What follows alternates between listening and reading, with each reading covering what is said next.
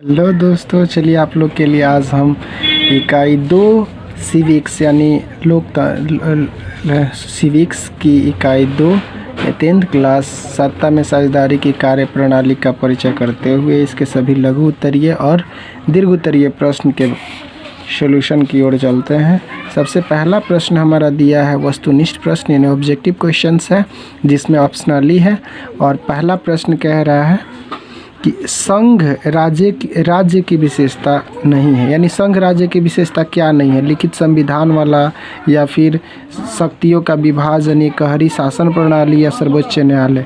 इस क्वेश्चन का ऑप्शन हमारा हो जाएगा एकहरी शासन व्यवस्था जिसमें होती है वह संघ राज्य की विशेषता नहीं होगी। और अगला क्वेश्चन है हमारा क्वेश्चन नंबर 2, संघ सरकार का उदाहरण है अमेरिका है, चीन है, ब्रिटेन है, या फिर इनमें से कोई नहीं। तो इस क्वेश्चन का आंसर हमारा हो जाएगा ऑप्शन क, अमेरिका इसमें जो संघ सरकार का उदाहरण है। और अगला क्वेश्चन हमारा देखते हैं, क्वेश्चन नंबर 3 है हमारा, भारत में संघ और राज्यों के बीच अधिकारों का विभाजन कितनी अनुसूचियों में की गई है? तो 3, जाहिर सी बात आप लोग को पता है 3 अनुसूचियों में। तो 3 अनुसूचियाँ कौन कौन सी हैं? संघ सूची, राज्य सूची, समवर्ती सूची। यानी इस क्वेश्चन का तो पूछना ही नहीं था, आपका जवाब सबको पता होगा। और अगला क्वेश्चन नंबर 2 है, निम्नलिखित में से कौन सा कथन सही है? तो इसमें देखते हैं, सत्ता में साझेदारी सही है क्योंकि यह विविधता को अपने में समेट लेती है और एक देश की एकता को कमज़ोर करती है, ये गलत है। फैसले लेने में देरी करती है, भी गलत है। विभिन्न समुदायों के बीच टकराव कम करती है, भी गलत है। तो इस क्वेश्चन का ऑप्शन हमारा सही हो जाएगा क, यह विविधता को अपने में समेट लेती है। नेक्स्ट प्रश्न है हमारा, संघवाद लोकतंत्र के अनुकूल है, यानी संघीय व्यवस्था केंद्र सरकार की शक्ति को सीमित कर लेती है, तो प्रतिकूल है, ये हमारा नहीं होगा। ये क्वेश्चन का सही जवाब 2 ऑप्शन है, तो ऑप्शन नंबर 2 ख हो जाएगा। संघवाद इस बात की व्यवस्था करता है कि उस शासन व्यवस्था के अंतर्गत रहने वाले लोग में आपसी सौहार्द और विश्वास रहे, उन्हें इस बात का भय नहीं रहे कि एक ही भाषा, संस्कृति और धर्म दूसरे पर लाद दी जाए। और अगला प्रश्न हमारा है, इसमें कह रहा है इसको मतलब नंबरिंग देना है, जैसे कि नीचे दिए गए स्थानीय स्वशासन के पक्ष पर कुछ तर्क दिए गए हैं, इस बात का वरीयता क्रम में सजाए, यानी इसमें कौन सा पहला हमारा होगा और कौन सा दूसरा होगा। तो आप लोग को हम लिख दे रहे हैं और आप लोग इसे कर लीजिए, सजा लीजिएगा। इसमें कह रहा है सबसे पहला पॉइंट हमारा हो जाएगा, स्थानीय लोग अपने इलाके की ज़रूरत, समस्या और प्राथमिक को जानते हैं, यानी 1 नंबर ये हमारा हो जाएगा। ठीक है, अगला हमारा 2 नंबर हो जाएगा, स्थानीय जनता द्वारा बनाई योजना सरकारी अधिकारी द्वारा बताई योजना के से ज़्यादा स्वीकृत है, यानी 2 नंबर पॉइंट हो जाएगा हमारा। और 3 नंबर पॉइंट हमारा हो जाएगा, सरकार स्थानीय लोगों को शामिल कर अपनी योजनाएं कम खर्च में पूरी कर सकती है, यानी 3 नंबर पॉइंट ये हमारा हो जाएगा। और 4 नंबर पॉइंट जो बचा ये हो जाएगा हमारा, आम चुनाव जनता के लिए अपने प्रदेश के अथवा राष्ट्रीय विधायिका के जनप्रतिनिधियों के संपर्क पर कर पाना मुश्किल होता है। तो इस प्रकार से हम लोग ये चारों को सजा लेंगे। सबसे पहला ये हो जाएगा, दूसरा, तीसरा और चौथा, इसको सजा करके लिख सकते हैं। और अगला प्रश्न है हमारा अति लघु उत्तरीय प्रश्न, यानी वेरी शॉर्ट आंसर क्वेश्चन है, जिसमें पहला क्वेश्चन है हमारा, संघवाद राज्य का क्या अर्थ होता है? तो इसमें पहला प्रश्न का आंसर हमारा देखिए, पहला प्रश्न का आंसर हमारा है, ऐसे शब्दों से ही पता चल रहा है कि संघवाद में संघ यानी एक साथ होना। तो जब सत्ता का विभाजन क्षेत्राधीन यानी क्षेत्र के अधीन केंद्रीय, राज्य या क्षेत्रीय स्तर एवं स्थानीय सरकारों के बीच वितरित कर दी जाती है, तो वह संघीय राज्य व्यवस्था कहलाती है, यानी संघीय राज्य कहलाती है। किंतु सर्वोच्च सत्ता केंद्र के पास नहीं होता है, यानी सत्ता जो भी होता है विभाजित होता है। ऐसा नहीं कहा जा सकता है कि सभी शक्ति केंद्र सरकार के पास है। नेक्स्ट क्वेश्चन है क्वेश्चन नंबर हमारा 2 अति लघु उत्तरीय प्रश्न का, संघीय शासन की 2 विशेषताएं क्या क्या है? तो संघीय शासन की 2 विशेषताएं, चलिए देखते हैं हम लोग कौन कौन सी है संघीय शासन की 2 विशेषताएं और उसके बारे में जानने का कोशिश करते हैं। हमारा संघीय शासन की 2 विशेषताएं निम्नलिखित हैं। अब पहला है हमारा संघीय शासन व्यवस्था की सबसे पहली शर्त के रूप में भारतीय संविधान में 2 तरह की व्यवस्था की गई है। अब 2 तरह की व्यवस्था की गई, एक क्या है तो एक संपूर्ण राष्ट्र के लिए जिसे संघीय सरकार या केंद्रीय सरकार कहते हैं, और दूसरी प्रत्येक प्रांतीय इकाई या राज्य के लिए सरकार जिन्हें हम प्रांतीय या राज्य सरकार कहते हैं। और दूसरा पॉइंट हमारा है संघीय सूची में, यानी संघीय सूची में पूरे देश के लिए महत्व रखने वाले विषयों या विदेश नीति, संचार साधन या मुद्रा बैंकिंग आदि विषय रखे गए हैं। इन पर कानून बनाने का अधिकार सिर्फ केंद्र सरकार को होती है, यानी इस प्रकार की जो भी समाचार नीति, विदेश नीति वगैरह, मुद्रा बैंकिंग से संबंधित कार्य है उस पर केंद्र सरकार का अधिकार होता है। उसके बाद हमारा देखते हैं लघु उत्तरीय प्रश्न 2 यानी आंसर। इसमें सबसे पहला प्रश्न है हमारा सत्ता की साझेदारी से आप क्या समझते हैं, यानी सत्ता की साझेदारी से हम क्या समझते हैं। चलिए देखते हैं इस प्रश्न को। इसमें हमारा सत्ता की साझेदारी से तात्पर्य देश में विद्यमान समुदायों को शासन में सद्भागी बनाने से है, यानी सद्भागी मतलब सहभागी बनाने से, यानी उसको भी उसमें मतलब उसको भी अधिकार देने से है। ठीक है। वैध शासन व्यवस्था वही है, वैध माने मान्य शासन व्यवस्था वही है जिसमें सभी व्यक्ति अपने भागीदारी के माध्यम से शासन व्यवस्था से जुड़ते हैं। लोकतांत्रिक शासन व्यवस्था ही मात्र एक ऐसी शासन व्यवस्था है जिसमें ताकत सभी के हाथों में होता है, यानी जो लोकतंत्र व्यवस्था जो है इसमें जनता के हाथों में सारी शक्ति होती है। तो इसी बात के मतलब यही कहने का तात्पर्य है। और अगला प्रश्न है हमारा 2 नंबर प्रश्न, सत्ता की साझेदारी में लोकतंत्र की क्या महत्व है। तो चलिए देखते हैं सत्ता की साझेदारी में लोकतंत्र की महत्व। लोकतंत्र में सत्ता की साझेदारी का महत्व बहुत महत्वपूर्ण होता है, यानी लोकतंत्र जनता का शासन होता है। यानी लोकतंत्र में क्या होता है, जनता का शासन होता है। जनता अपने प्रतिनिधि द्वारा शासन में अपनी साझेदारी सुनिश्चित करती है, यानी जनता अपनी शासन द्वारा एक मतलब प्रतिनिधि सुनिश्चित कर लेती है। उसके बाद से सत्ता में साझेदारी से विभिन्न सामाजिक समूहों के बीच टकराव की संभावना समाप्त हो जाती है।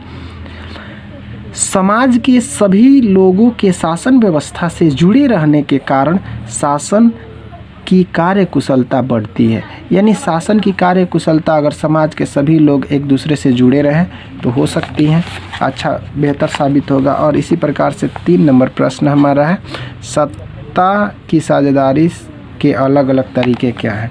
तो इस प्रश्न को देखते हैं हम लोग, यानी सत्ता की साझेदारी के अलग अलग तरीके क्या क्या हो सकते हैं। तो लोकतंत्र में सरकार की सारी शक्ति किसी एक अंक में सीमित नहीं रहता, यानी लोकतंत्र का अर्थ ही होता है कि जनता का शासन। इसमें मतलब किसी एक व्यक्ति के पास सारी शक्ति केंद्रित नहीं होती है, बल्कि सरकार के विभिन्न अंगों के बीच सत्ता का बंटवारा होता है। यह बंटवारा सरकार के एक ही स्तर पर होती है। उदाहरण के लिए सरकार के तीनों अंग विधायिका, कार्यपालिका एवं न्यायपालिका के बीच सत्ता का बंटवारा होता है, यानी सत्ता का बंटवारा यही तीनों व्यक्तियों के पास रहता है, यानी इन्हीं के अनुसार ये कार्य का कोई भी कार्य को उठाया जाता है, किया जाता है। और ये सभी अंग एक ही स्तर पर अपनी शक्तियों का प्रयोग करके सत्ता में साझेदार बनते हैं, यानी अपने अपने शक्तियों का प्रयोग कर ये सत्ता में साझेदार बनते हैं। और सरकार के एक स्तर पर सत्ता के ऐसे बंटवारे को हम सत्ता का क्षैतिज वितरण भी कहते हैं। ठीक है। सत्ता में साझेदारी की दूसरी कार्यप्रणाली में सरकार के विभिन्न स्तरों पर सत्ता का बंटवारा होता है, और दूसरी प्रणाली में देखें तो विभिन्न स्तरों पर सत्ता का साझेदारी मतलब वितरण होता है। सत्ता के ऐसे बंटवारे को हम सत्ता का ऊर्ध्वाधर वितरण भी कहते हैं, और विभिन्न प्रकार से मतलब उसका विभिन्न स्तरों पर किया जाता है तो सत्ता का वह ऊर्ध्वाधर वितरण कहलाता है। और उसके साथ हम लोग दीर्घ उत्तरीय प्रश्न देखते हैं, जिसमें हमारा दीर्घ उत्तरीय प्रश्न, पहला प्रश्न है राजनीतिक दल किस तरह से सत्ता में साझेदार होती हैं। तो राजनीतिक दल किस तरह से सत्ता में साझेदार होती हैं, चलिए उसके बारे में हम लोग देख लेते हैं। सबसे पहला प्रश्न का आंसर हमारा है, राजनीतिक दल सत्ता में साझेदार का सबसे जीवंत स्वरूप है। यानी राजनीतिक दल सत्ता के बंटवारे के वाहक से मोल तोल करने वाले सशक्त माध्यम है। राजनीतिक दल लोगों के ऐसे संगठित समूह हैं जो चुनाव लड़ने और राजनीतिक सत्ता को हासिल करने के उद्देश्य से काम करता है। अतः विभिन्न राजनीतिक दल सत्ता प्राप्त करने के लिए प्रतिस्पर्धा के रूप में काम करते हैं। उनकी आपसी प्रतिद्वंदिता यह निश्चित करती है कि सत्ता हमेशा किसी एक व्यक्ति या संगठित व्यक्ति समूह के हाथ में न रहे। ठीक है। और राजनीतिक दल के इतिहास पर गौर से अध्ययन करने से पता चलता है कि सत्ता बारी बारी से अलग अलग विचारधाराओं और समूहों वाले राजनीतिक दलों के हाथों में आती जाती रहती है। जनता भी अपने हितों की पूर्ति के लिए इन राजनीतिक दलों को चुनाव में जिताकर उनको सत्ता में भागीदार बनाती है। यानी जनता जो होती है अपने प्रतिनिधि को चुनाव में भागीदार बना करके, यानी उसे जिता करके, विजयी बना करके उन पर अपना मतलब कोई भी कार्य होता है उसे करवाती है और अपने हित के लिए सुरक्षा व्यवस्था को इंजाम देती है। और अगला प्रश्न देखते हैं हम लोग, प्रश्न नंबर 2। इसमें है, गठबंधन की सरकार में सत्ता की साझेदारी कौन कौन होते हैं। तो इसमें हो जाएगा, गठबंधन की सरकार में सत्ता की साझेदारी कौन कौन होते हैं। जब 2 या 2 से अधिक पार्टियां मिलकर चुनाव लड़ती हैं और सरकार का गठन करती हैं, तब ऐसी सरकार को गठबंधन का सरकार कहते हैं। गठबंधन मतलब हो गया 2 या 2 से अधिक पार्टी मिल करके सरकार बनाती हैं, यानी सत्ता को खड़ा करती हैं, उसे गठबंधन की सरकार कहते हैं। सत्ता की साझेदारी की सबसे व्यापक रूप गठबंधन की सरकार में दिखता है। गठबंधन की सरकार में सत्ता की साझेदारी की विभिन्न विचारधाराएं, विभिन्न सामाजिक समूह और विभिन्न क्षेत्रीय और स्थानीय हितों वाले राजनीतिक दल एक साथ एक समय में सरकार के एक स्तर पर सत्ता में साझेदारी करते हैं। और भारत में 1990 ईस्वी के बाद गठबंधन की राजनीति काफ़ी बढ़ गई। केंद्र में यूपीए, यानी यूपीए का अर्थ होता है संयुक्त प्रगतिशील गठबंधन की पिछली सरकार गठबंधन की सरकार का ही उदाहरण थी। यानी ऐसे मतलब गठबंधन की सरकार में आती हैं, जैसे 2 या 2 से अधिक पार्टी आपस में मिल करके सत्ता को खड़ा करती हैं।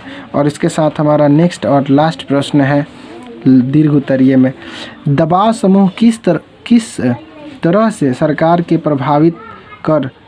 को प्रभावित कर सत्ता के साझेदार बनती हैं। तो इसका क्वेश्चन का आंसर हम लोग देख लेते हैं। इस क्वेश्चन का आंसर हो जाएगा, दबाव समूह का निर्माण तब होता है जब समान पेशे, हित, आकांक्षा अथवा मत के लोग एक समान उद्देश्य को प्राप्त करने के लिए एकजुट होते हैं। एक गठबंधन के रूप में दबाव समूह सरकार की नीतियों को प्रभावित करने की कोशिश करती हैं, लेकिन राजनीतिक पार्टियों के समान दबाव समूह का लक्ष्य सत्ता पर प्रत्यक्ष नियंत्रण करने अथवा उसमें हिस्सेदारी करने का नहीं होता है। दबाव समूह राजनीति को प्रभावित करने की कोशिश करता है। लोकतंत्र में हम व्यापारी, उद्योगपति, किसान, शिक्षक, उद्योगपति, मजदूर जैसे संगठित हित समूह सरकार के विभिन्न समितियों में प्रतिनिधि बनकर सत्ता में भागीदार करते हुए देखा है, या अपने हितों के लिए सरकार पर प्रत्यक्ष रूप से दबाव डालकर उनके फैसले को प्रभावित कर सत्ता में अप्रत्यक्ष रूप से हिस्सेदारी करते हैं। ठीक है। यदि कोई एक समूह सरकार के ऊपर अपने हित के लिए नीति बनाने के लिए दबाव डालता है तो दूसरा समूह उसके प्रतिकार में दबाव डालता है, यानी उसको ख़त्म करने के लिए दबाव डालता है कि नीतियाँ इस तरह से न बनाई जाए। ऐसे में सरकार को भी यह पता चल जाता है कि समाज के विभिन्न वर्ग क्या चाहते हैं तथा उन्हें सत्ता में कैसे और कितना मात्रा में हिस्सेदारी बनाया जाए। तो और इसी प्रश्न के साथ हम आज का वीडियो समाप्त करते हैं। उम्मीद करते हैं कि आप लोग को यह वीडियो पसंद आई होगी और आप लोग से रिक्वेस्ट है कि मेरे चैनल में अगर नए हैं तो इस चैनल को सब्सक्राइब करें और अपने दोस्तों के पास इस वीडियो को ज़्यादा से ज़्यादा शेयर करें। मिलते हैं नेक्स्ट वीडियो में, तब तक के लिए thank you for the watching.